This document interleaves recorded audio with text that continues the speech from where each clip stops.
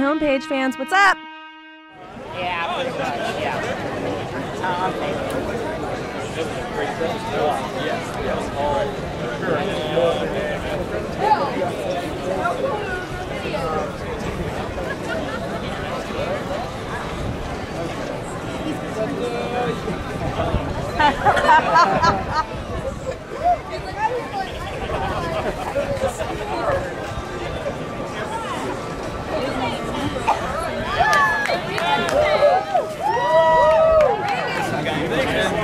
I got you.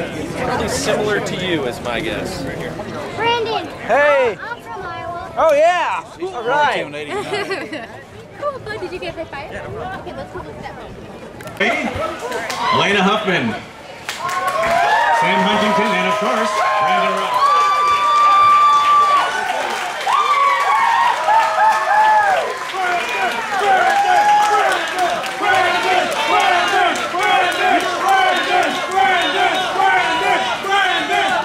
Well, welcome to the party, everybody, and this is a great party indeed, because I'll tell you what, Brandon, you were kind of a late addition to the plan here, because we had the other guests already set up, and everybody was extremely excited about seeing everybody. And then, I don't know, sort of this little spark that happened when your name got mentioned. And I'll tell you, even when, you know, I work with the chamber a little bit here, and I'm trying to get them to tell me. They said, "Oh, we got a big announcement coming up, something special, something real important." And I'm saying, "Oh, you can tell me." They wouldn't even tell me, but you could just tell in their voice they're real excited about you being here. And I think, you know, everybody.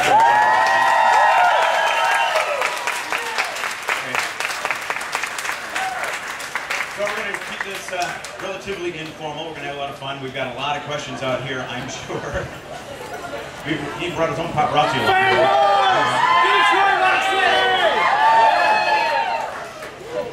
Sorry. So Elena, I'll tell you what, we'll start ladies first. First of all, welcome. Thank you. And now, you're no stranger to sci-fi, of course, because of Stargate Universe as well. Were you aware of the Black Canary character before you got brought on board? No, in fact, when I auditioned, it was like any other audition. You just sort of go in with a little bit of knowledge. You have a couple pages of sides, and then they called me and said I got the job, but they weren't going to tell me what the character was because it was top secret. And I was like, well, how am I supposed to prepare? And then they finally told me, and I didn't know who the Black Canary was, and I Googled her, and I was like, I have to wear that? I've had children.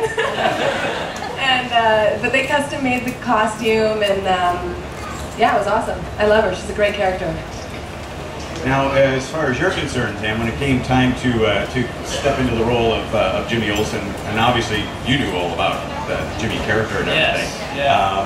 Did you go ahead and take a look back at some of the other people that had done Jimmy Olsen before? Did you, or how were you instructed to study for your character? You know what? I just tried to. First of all, yes, I was very familiar with both Mark McClure, really Mark McClure's portrayal of Jimmy, and so I needed no boning up at all as far as I was concerned. And then we met Jack Larson, who was Jimmy in the TV series, the old George Reed TV series. Amazing, tremendous guy, such a sweet man, and so we got to have a really cool. Must have been a blackout. Yeah. He's a pretty great guy. It's on the movie, isn't it? Yeah. I don't know. We'll see. I actually haven't seen it. I don't know.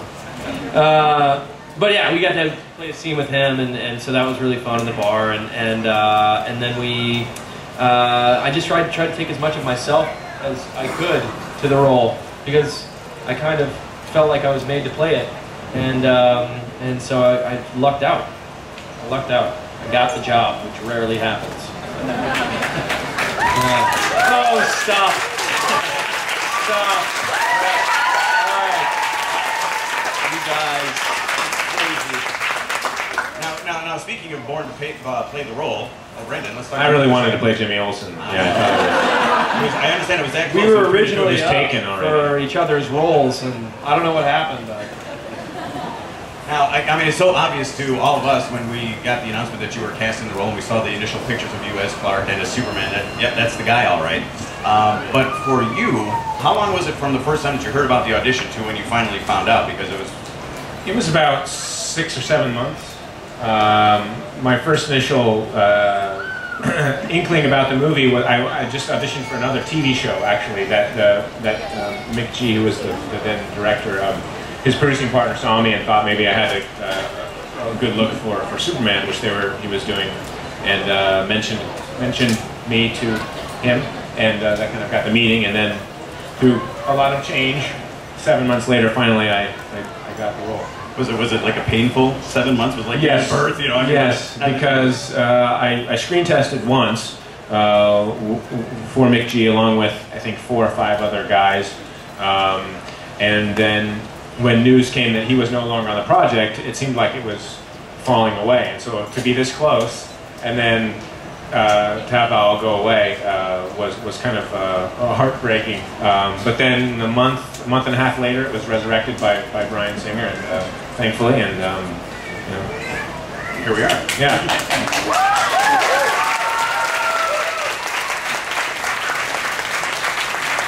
Well, I'm assuming you went appropriately insane when you got the news. I mean, you can tell us, we're all friends here. I mean, so, you know. I was more relieved than anything. It was just such a, you know, a lot of people were rooting for me and my family and stuff, and you don't want to disappoint anybody after all that big build-up.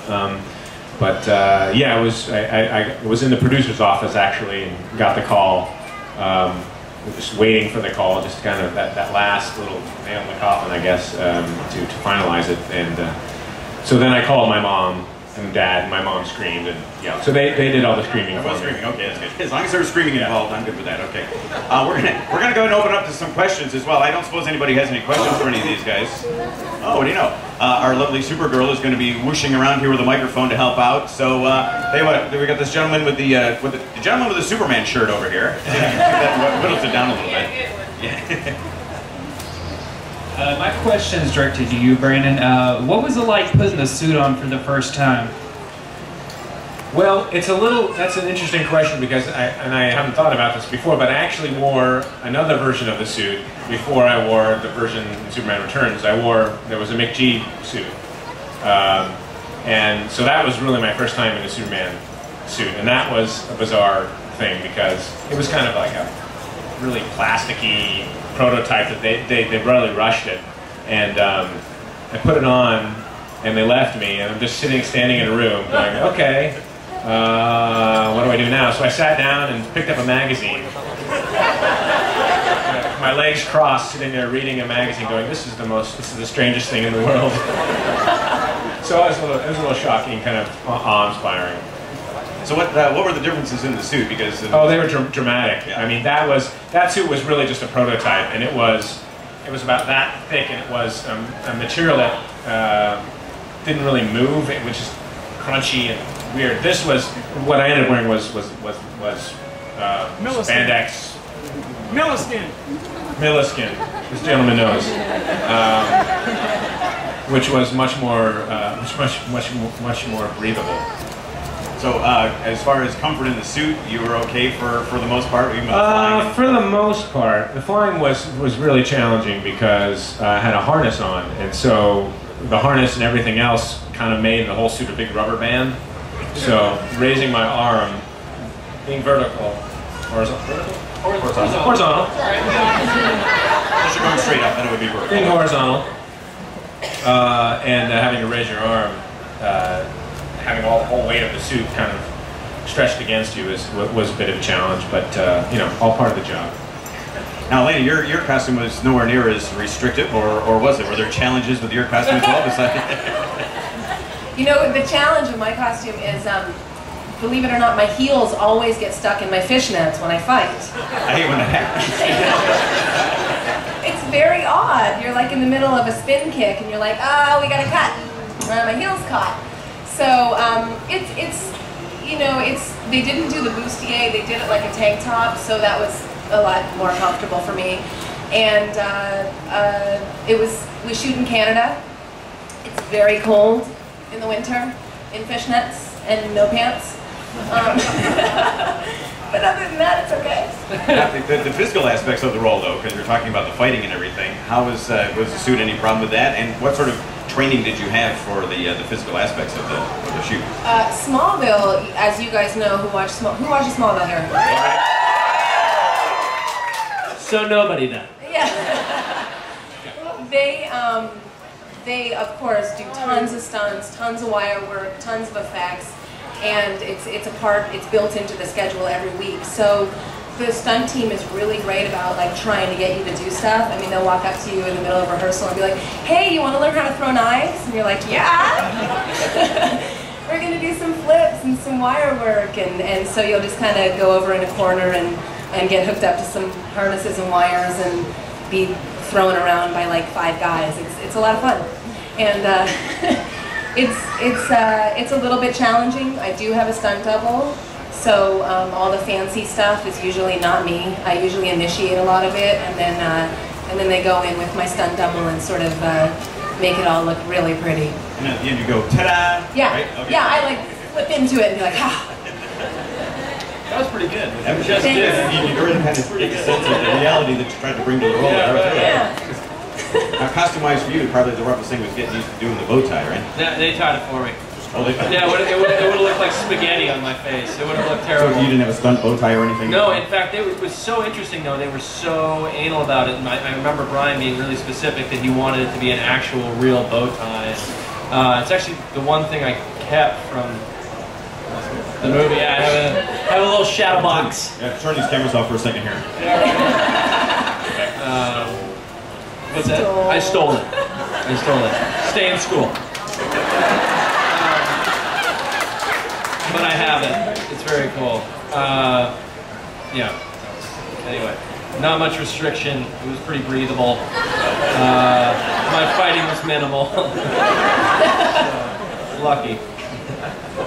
All right, let's go for another question on the audience here. Let's get somebody over on this side. How about right up in the front row here?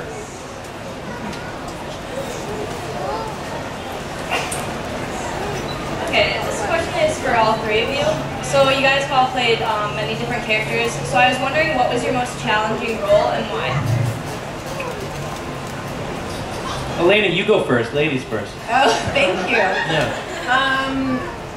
Challenging in terms of character, I would say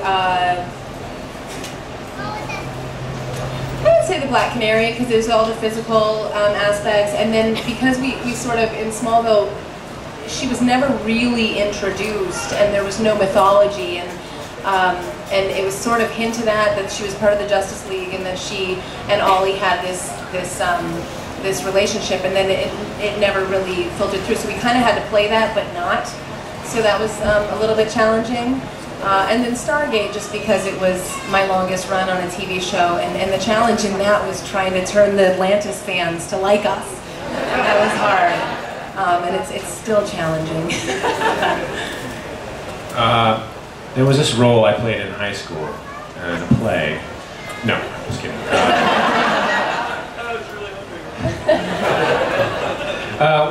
I mean, Superman, absolutely, hands down. Not only did I have to learn to fake fly and all the process of that, but to really look like I was actually flying, and uphold an amazing legacy, and hopefully make everybody happy.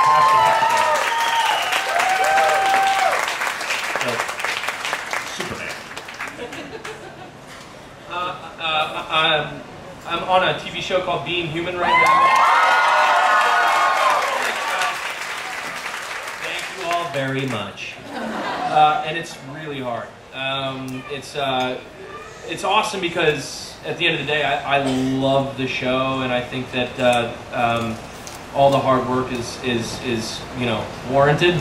But yeah, I have grueling makeup and really long hours, and the role itself is very dynamic and different and awkward, and at the same time extremely fun. So yeah, so I'm being challenged right now in that role, and having a blast doing it. So I would say that would be, I love you. I love you. But yeah, so that's yeah, like that.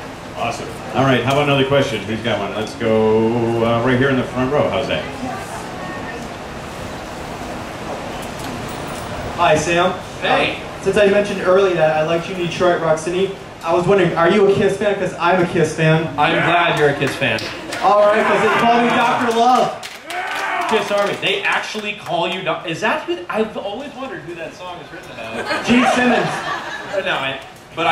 But now we know it's actually you, right? Because heck yes. He's fine, but you're Dr. Love.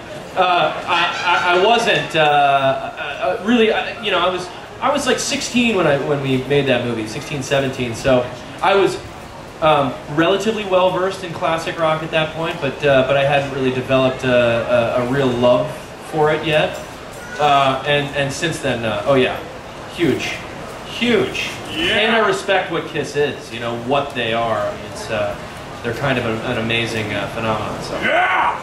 I mean, Gene Simmons, Superman, I mean, they're both very iconic characters. Yeah, but Superman could just crush Gene Simmons. Gene Simmons is big. He's a big guy. He's a big guy. I work out with him. He works out at my gym, and he's like in the back. And does he leer at you? does he stick his tongue out at you? Take it easy. Honestly, would be surprised if he hadn't. What kind of music do you listen to? What's your bag? Oh, that's an interesting question. I'm all over the place. Honestly, like, I listen to everything. I've got a couple stations on my Sirius radio that I just kind of have on all the time. So, yeah, like that. I actually think that we were in the car recently, Brandon and his wife and my wife and I, and we were all listening to was it the Frank Sinatra station? Frank Sinatra.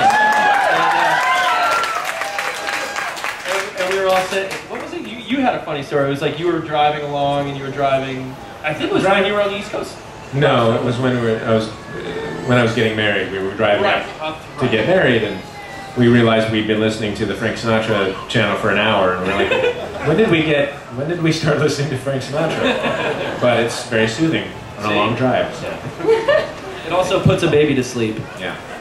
So how's that? You got Brandon and Sam with their wives. You know, how's that for a double date? That's pretty cool, huh? Nice.